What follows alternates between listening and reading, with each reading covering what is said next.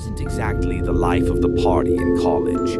I wasn't in a frat, didn't have a huge friend group, and spent most nights in my dorm. But that didn't bother me. I preferred the quiet. One Friday night, my roommate, Jake, went out to some big party, leaving me alone. It was the kind of night I looked forward to. A quiet dorm, a good book, and no interruptions. Around midnight, I heard a knock at the door. It was strange.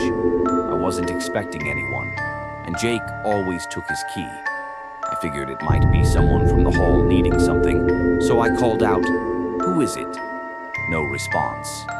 I got up, walked to the door, and checked the peephole. No one was there. The hallway was completely empty, lit by the flickering fluorescent lights. Maybe someone was just messing around. I shrugged it off and went back to my desk. Then it happened again. 3 slow, deliberate knocks. This time they sounded heavier, almost calculated. I froze. It wasn't like before. The air in the room felt colder, heavier. I walked back to the door, but this time I didn't ask who it was. I just looked through the peephole.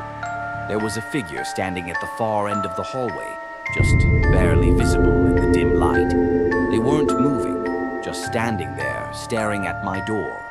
I couldn't make out their face, but something about their posture felt wrong. I stepped back, my heart pounding. I grabbed my phone and called Jake. No answer. I sent a text. "Someone's at the door. Are you messing with me?" A few seconds later, I heard a ding from the other side of the door. My blood ran cold. Whoever was out there had my roommate's phone. I backed away slowly, grabbing the first thing I could use as a weapon, a heavy textbook. The knocks came again, louder this time, and more insistent. Then they stopped. Silence.